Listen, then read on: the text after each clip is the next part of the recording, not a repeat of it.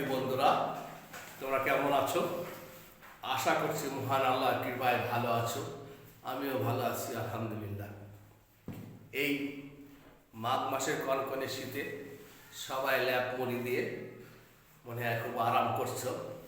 তবে এই আরামের মাঝেও তোমাদের যে একটা বাধ্যতামূলক যে কাজ, সেটা হচ্ছে লেখাপড়া করা। যেহেতু শিক্ষা প্রতিষ্ঠানগুলো পর্যায়ক্রমিকভাবে একের পর এক বন্ধ হয়ে যাচ্ছে, তাই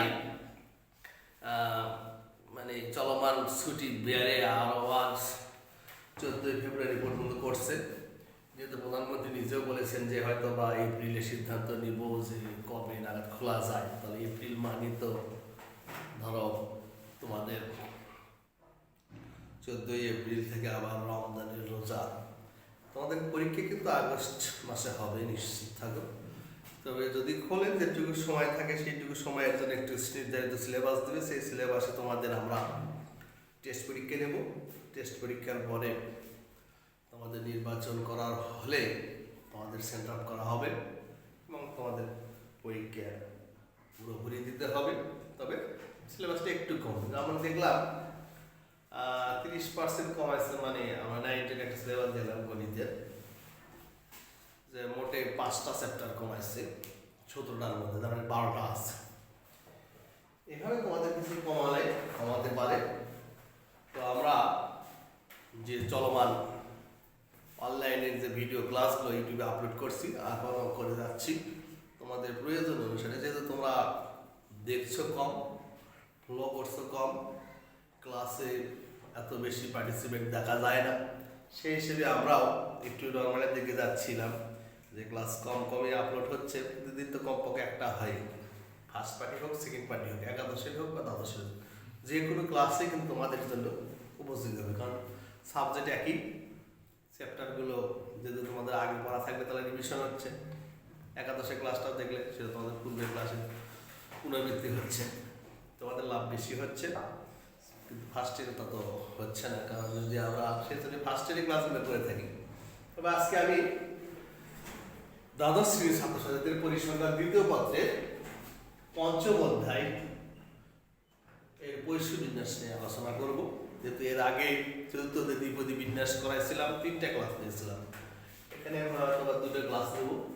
চ্যাপ্টারটা ছোট, এখন যেহেতু সৃজনশীল হওয়ার কারণে অত বেশি প্রমাণ বা ইয়ে করার দরকার হয় না।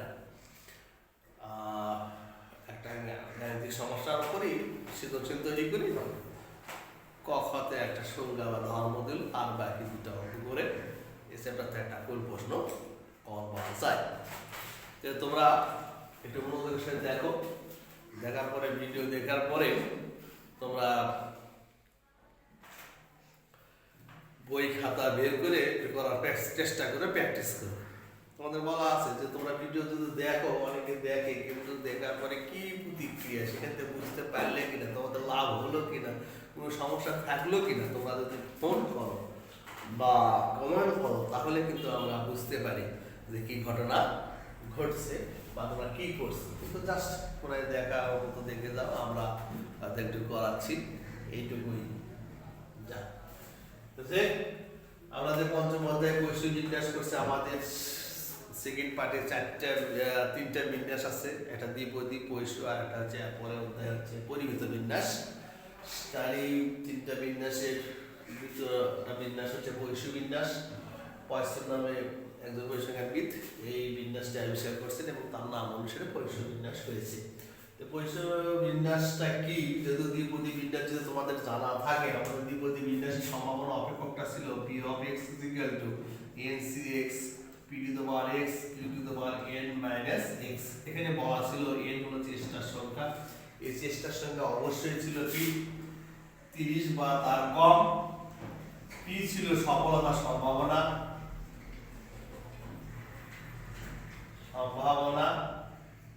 q ছিল বিফলতার সম্ভাবনা, আর x ছিল দ্বিপদী চলক। এবং এখানে বলা থাকতো যে x এর মান অবশ্যই 0 1 2 n, মানে এর মান 30 এর কম বা তার বেশি। এই দ্বিপদী বিন্যাসের ক্ষেত্রে যদি এই সফলতা আর বিফলতার সম্ভাবনা, অর্থাৎ এই সফলতার সম্ভাবনা যদি খুবই ছোট হয়, এর মান খুব ছোট, অর্থাৎ পি টেন্স টু বলা হচ্ছে যে অ্যারোতে বলা হচ্ছে টেন্স টু যদি 0 দিতে যায়, আর এই যে এনটা দেখাচ্ছে আমরা, এই এন এর মানটা যদি টেন্স টু ইনফিনিটি দিতে যায়, অর্থাৎ চেষ্টার সঙ্গে যদি খুব বেশি হয়, অসীম হয়, এবং সফলতার সম্ভাবনা যদি খুবই ক্ষুদ্র অর্থাৎ প্রায় 0-র কাছাকাছি হয়, সেই ক্ষেত্রে আমরা বলবো এই যে দ্বিপদী বিন্যাস তার সীমায়িত মানটা হবে পৈশু বিন্যাস। অর্থাৎ সংজ্ঞাটা আমরা এই দ্বিপদী বিন্যাস থেকে এই পৈশু বিন্যাসটা লিখতে পারবো কিভাবে, যদি এটা পৈশু বিন্যাস হবে কখন, যে পি অফ এক্স সমান যদি বলা হয় limit n tends to infinity p tends to 0 n cx p to the power x q to the power n minus x, এইটুকু যদি হয়, এই দ্বিপদী বিন্যাসের সূত্র কিন্তু হুবহু এখানে ছিল, তারই যদি সীমায়িত মানটা দেওয়া হয় তাহলেই কিন্তু দ্বিপদী বিন্যাস পৈশু বিন্যাসে চলে যায়। আর দ্বিপদী চলকটা বলা ছিল কি, বলতেছিল যে দৈব পরীক্ষায় প্রতি চেষ্টায় সবসময় দুটো করে ফল থাকে, একটা সফলতা বা বিফলতা, এবং চেষ্টাগুলো পরস্পর যদি স্বাধীন হয় তাহলে সেই চেষ্টায় প্রাপ্ত ফলাফলকে যে চলকের সাহায্যে প্রকাশ করা যায় দ্বিপদী চলক। আর ওই দ্বিপদী চলক তখনই পৈশু চলক হবে যদি চেষ্টার সঙ্গে অসীম হয়, সফলতার মান যদি খুব ছোট হয়, সেই ক্ষেত্রে বলা হচ্ছিল দ্বিপদী চলকটাই, দ্বিপদী বিন্যাসের সীমায়িত মানটাই হবে পৈশু বিন্যাস। তাহলে আমাদের পৈশু বিন্যাসটা কি বলা হলো, তোমরা বই থেকে সংজ্ঞাটা পড়ে নেবে ইনশাআল্লাহ। আজকে ক্লাসটা দেখার পরে বুঝতে পারবে, কারণ এই কথাগুলি লেখা আছে। হ্যাঁ, আমরা এই যে দ্বিপদী বিন্যাস থেকে পৈশু বিন্যাসে যাবে যখন, তখন এই সীমায়িত মানটা যদি আমরা ক্যালকুলেশন করি, সে বড় ক্যালকুলেশন, তাহলে যে সূত্রটা আসবে সেটা হবে e to the power minus m m to the power x, আর নিচে হলো x ফ্যাক্টরিয়াল। তখন অবশ্যই বলতে হবে x এর মান 0 1 2 করে ইনফিনিটি। তাহলে আমরা কিভাবে এই দ্বিপদী থেকে পৈশু এই সমগ্র অপেক্ষা গ্রহণ করব সেটা তোমাদের দেখার চেষ্টা করব। এরপরে আসলে পৈশু বিন্যাসের ধর্ম, দ্বিপদী বিন্যাসের মতো পৈশু বিন্যাসের বলা যে সকল সম্ভাবনা সমষ্টি এক হবে, এবং দ্বিপদী বিন্যাসের গড় আর ভেদাঙ্ক সমান হয়, এবং বলা হচ্ছে দ্বিপদী বিন্যাসের পরামিতি একটা থাকে। এই যে এখানে দেখা যাচ্ছে x এর মান তো জানাই আছে, এর মান হলো এখানে এর মান হলো 2.723, তার মানে শুধু m এর মানটা জানলে এই সম্ভাবনার মান নির্ণয় করা যাচ্ছে। তাহলে পরামিতি কয়টা? একটা। দ্বিপদী বিন্যাসের গড় পরামিতির সমান, ভেদাঙ্ক পরামিতির সমান, যেহেতু বললাম গড় ভেদাঙ্ক সমান, তাহলে আমরা পেয়ে গেলাম যে পৈশু বিন্যাসের সম্ভাবনা অপেক্ষকটা কি, আমরা উপস্থিত রাখবা। পৈশু বিন্যাসের সম্ভাবনা অপেক্ষক p of x is equal to e to the power minus m, m এর উপর পাওয়ার x, এটা হলো x ফ্যাক্টরিয়াল। সাথে সাথে বলে দেবে x এর মান 0 1 2 দাদা ইনফিনিটি। ঠিক আছে, তাহলে এই এর পরামিতি কয়টা? পরামিতি একটি, যা m দ্বারা প্রকাশ করা হয়। অনেক বইতে, এখনকার বইগুলোতে অবশ্য, আগের বইগুলোতে এই ল্যামডা চিহ্ন দ্বারা প্রকাশ করা হতো। ল্যামডা দেখতে পারো, পূর্ব বই যদি ল্যামডা থাকে তা বলতে পৈশু বিন্যাসের পরামিতি ল্যামডা। তাহলে আমরা পৈশু বিন্যাসের বললাম গড় আর ভেদাঙ্ক, গড় ও ভেদাঙ্ক হলো সমান গড় এই পরামিতি সমান ভেদাঙ্ক পরামিতি সমান। যদি বলি আর একটা ধর্ম বলে যে পরিসীমের পরিমিতি ব্যবধান কিন্তু নিয়ম, তাহলে ঠিক আছে। তাহলে আমরা দুটো ধর্ম দেখা যায়। প্রথম বলছিলাম যে পরিসীম বিন্যাসের সকল সামান্য সমষ্টি এক, আর গড় ভেদাঙ্ক নির্ণয়ও দেখা যেতে পারে। তাহলে দেখাতে পারবো গড় ভেদাঙ্ক অপেক্ষা বড়, আমরা সরি গড় ভেদাঙ্ক সমান সমান। তাহলে আমরা প্রথম দেখাই যে প্রমাণ করো যে পরিসীম বিন্যাসের সকল সম্ভাবনা সমষ্টি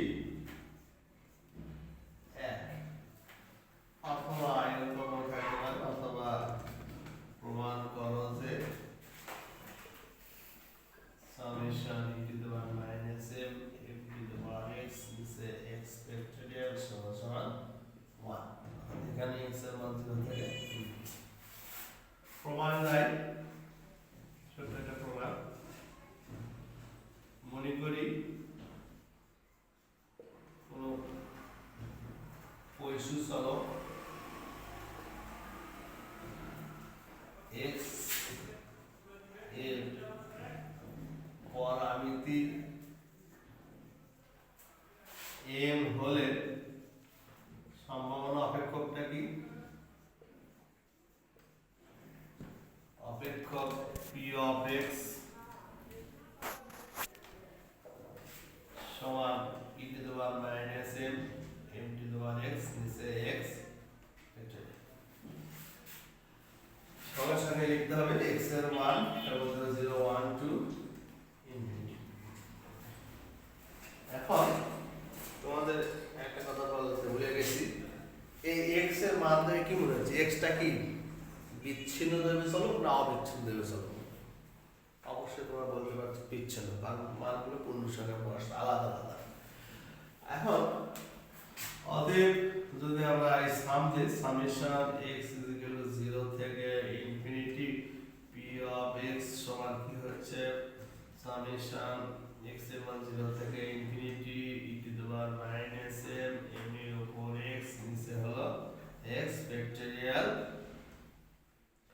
আমাদের যেহেতু সামটা হলো x এর, তাহলে আমরা x টাকে তাহলে e to the power m এর উপর x নাই, x টা আমরা একে বাকিটা বাইরে নিয়ে এসে তো e to the power minus m এখানে হলো কি summation m to the power x নিচে হলো x ফ্যাক্টরিয়াল।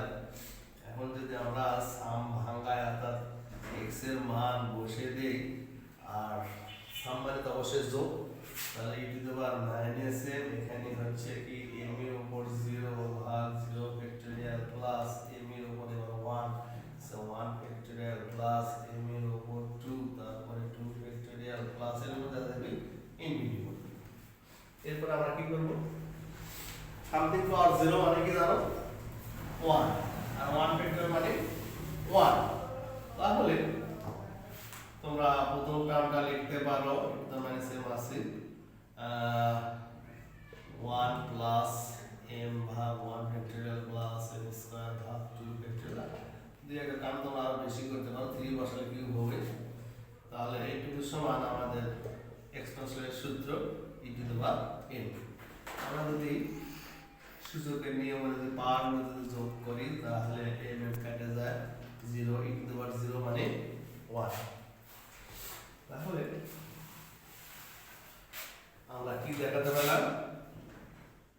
প্রমাণিত লিখতে পারি যে সকল সম্ভাবনা সমষ্টি এক। এরপরে আমি দেখাতে চাই যে পরিসীম বিন্যাসের পৌনঃপুনিক সূত্র আছে বা রিকার্সন সূত্র। পরিসীম বিন্যাসের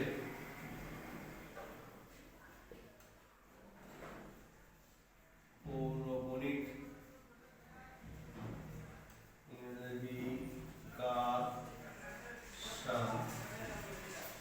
সূত্রটি উদ্ভাবন করো। তাহলে কি করবো?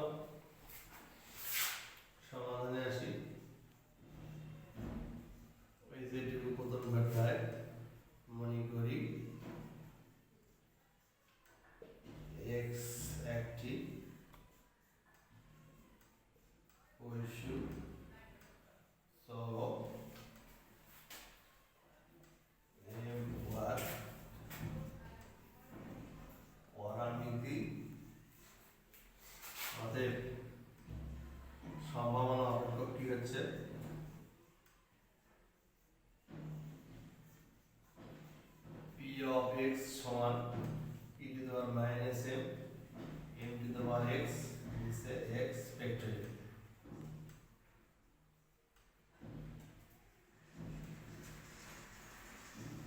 অতএব যদি আমি এখানে x এর পরিবর্তে x প্লাস 1 নিই তাহলে e to the power minus m m to the power x plus 1 নিচে হলো x প্লাস 1 ফ্যাক্টরিয়াল।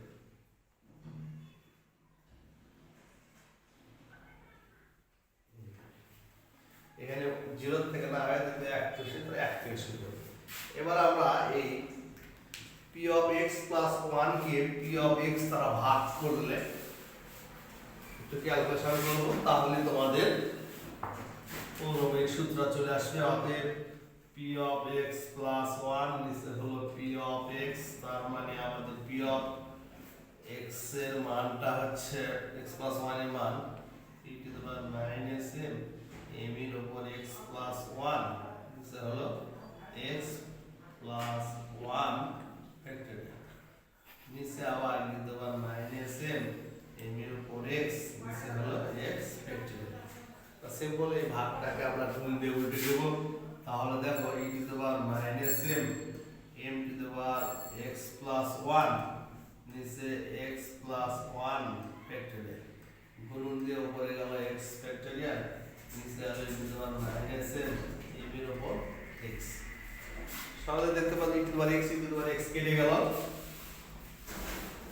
থাকলো কি এখানে থাকলো m m এর উপর যদি পাওয়ারটা আলাদা করে দেই 1 আর হলো x আর নিচে যদি x plus 1 যদি ফ্যাক্টরিয়াল ভাঙি তাহলে পরেরটা হচ্ছে x plus 1 সেটা minus 1, তার মানে শুধু x ফ্যাক্টরিয়াল গুণন এখানে x ফ্যাক্টরিয়াল, নিচে থাকলো m to the power x m to the power x x ও কাটে যাবে, এটা যাবে, এটা যাবে, প্রথম এটা কাটছি আমরা। হ্যাঁ, তাহলে থাকলো এখানে উপরে m নিচে থাকলো x plus 1। এটা কি সমান থাকলো বলো? বাম পাশে আছে এই রাশিটা কি আছে p of x plus 1 নিচে p of x বলে হলো। অতএব এবার p of x plus 1 সমান সমান m দেওয়ার x plus 1 into p of x এর সাথে গুণ গেল, বুঝছিস? চলে গেল। তাহলে বলবা যে ইহাই পয়সু বিন্যাসের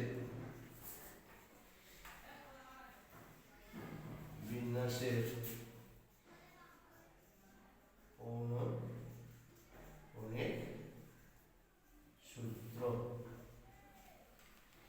শিক্ষার্থী বারবার বারবার একটা একটা লাইন দেখবা পোস্ট করো, দেখবা পোস্ট করো, কোন লাইনের পর কি আসলো সেটা তোমরা বোঝার চেষ্টা করো। যদি বুঝতে না পারো অবশ্যই আমাদের জানাবা। আমরা আরেকটু খানি করে যাবো যে দ্বিপদী পয়সু বিন্যাসের গড় আর ভেদাঙ্ক সমান। আমরা শুধু গড়টা বের করবো, হয়তো বা দেখা যে পয়সু বিন্যাসের গড় ও ভেদাঙ্ক সমান থাকবে, অথবা দিল যে পয়সু বিন্যাসের গড় ও ভেদাঙ্ক নির্ণয় করো।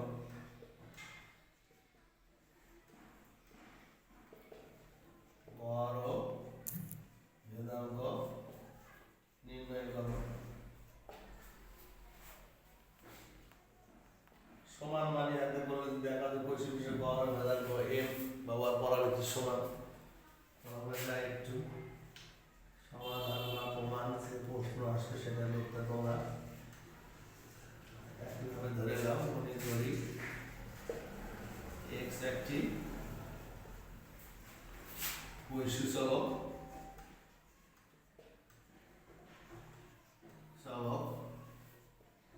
m ভাগ পরামিতি। অতএব p of x is equal to e to the power minus m m to the power x ভাগ x factorial। x is equal to 0 1 to the power infinity। অতএব পয়সু বিন্যাসের গড় কত?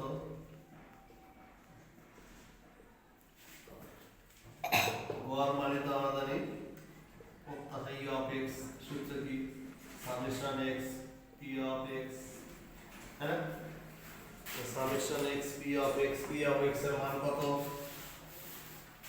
এই যেটা, তাহলে দেখো x এর মান 0 থেকে infinity x e to the power minus m m to the power x নিচে হলো x factorial e to the power minus m সামনে নিয়ে সাম রাখলে x এর মান 0 থেকে ইনফিনিটি রাখলে এখানে x রাখলে এখানে m নিলা আর একটা নিলাম m to the power x minus 1। দেখো এখানে একটা মান এখানে একটা যোগ দেবো তোমরা কাটছে এরপরে নিচে এটাকে আমি যদি প্রথমে ভাঙি x তারপরে কি হবে x - 1 ফ্যাক্টর একটা কমে যায় ফ্যাক্টর ভ্যালু তাহলে আমার x আর x কেটে যাবে, তাহলে যেহেতু m টা এক্সট্রা থাকলে m টা সামনে রাখলে m into e to the power m এখানে রাখার পরে থাকবে সামের ভিতরে কি থাকবে x = 0 থেকে ইনফিনিটি 0 না দেখো 1 তাহলে যদি আমরা এক স্টেপ ভেঙে গেছি ফ্যাক্টর ভেঙে গেছি তাহলে থাকবে m to the power x - 1 নিচে হলো x - 1 ফ্যাক্টর। এখন এর আগে যখন আমরা সাম ভাঙলাম মানে জাস্ট এবার সামটা ভেঙে দেব যদি কমান্ড চলে আসবে তাহলে আমার এখানে বাম পাশে থাকলো সামের আগে থাকলো m e to the power minus m আমরা ভাঙা শুরু করলাম m এর উপর 1 - 1 যদি এক থেকে শুরু নিচে হলো 1 - 1 ফ্যাক্টরিয়াল প্লাস 2 m এর উপর অবশ্য m to the power 2 - 1 2 - 1 factorial plus m এর উপর 3 - 1 নিচে 3 - 1 ফ্যাক্টরিয়াল এবং 4 বসাও 4 - 1 নিচে 4 - 1 ফ্যাক্টরিয়াল প্লাস ডট কি আসবে ইনফিনিটি। এখানে m into e to the power minus m এখানে হলো 0 মানে 1 1 0 ফ্যাক্টরিয়াল মানে 1 এখানে 1 এখানে শুধু m ভাগ 1 ফ্যাক্টরিয়াল m স্কয়ার ভাগ 2 ফ্যাক্টরিয়াল m কিউব ভাগ 3 ফ্যাক্টরিয়াল প্লাস ডট ইনফিনিটি। তাহলে বলো এটা কি শুধু বললাম এর আগে দেখালে e to the power minus m এটা হলো e টু দি পাওয়ার এক্সপেনশনের সূত্র। তাহলে অবশ্যই দেখছো যে এই দুটো মিলে কি হয় 1 m দেখায় মাইনাস m প্লাস m তারপরে m e টু দি পাওয়ার 0 তার মানে m e টু দি পাওয়ার 0 মানে 1 তার মানে m। তাহলে আমরা পয়সু বিন্যাসের গড় কত পেলাম, আমরা পয়সু বিন্যাসের গড় কত পেলাম, তো পয়সু বিন্যাসের গড় কি পেলাম m। আমরা যদি ভেদাঙ্ক বার করতে চাই v অফ x এর মানও কিন্তু m আসবে। ভেদাঙ্ক সূত্র কি e of x square minus e of x whole square. এখানে m স্কয়ার দাঁড়াবে তখন এখানে যদি ভাঙান হয় এখানে একটা কাজ করতে হয় x into x minus 1 plus e of x দেওয়া হয় মাইনাস এটার মধ্যে m স্কয়ার আছে, তাহলে দেখো m বসে m স্কয়ার আসে। তার মানে আমরা যদি এই মানটা বের করি এখানে যদি এটার মানে m এটা হলো m স্কয়ার, যখন এই মানটা যদি বের করি তাহলে ভেদাঙ্ক পাবো। এই মানটা তোমরা বের করবা বাসায় অথবা নেক্সট ক্লাসে আমি করে দেব। এই যে ভাঙলে হবে কি summation x into x minus 1 সাথে p অফ x মানে তো জানেন সূত্র x into x minus 1 e to the power minus m to the power x নিচে হলো x ফ্যাক্টরিয়াল। এখন এই মানটাকে তুমি 2 এর থেকে ভাঙা শুরু করবা, কারণ এখানে x ইনটু x মাইনাস 1 থেকে কেটে দিলে যায় এটা ভাঙতে হবে 2 ভাগ, প্রথমে x তারপরে x মাইনাস 1 তারপরে কি আসবে x মাইনাস 2 দিয়ে ফ্যাক্টরিয়াল রেখে দিবে। ঠিক আছে প্রিয় শিক্ষার্থী বন্ধুরা, তোমরা ভালো থাকো, সুস্থ থাকো এবং ক্লাসগুলো নিয়মিত করতে থাকো। এই বলে আজকে আমরা শেষ করছি। আল্লাহ হাফেজ।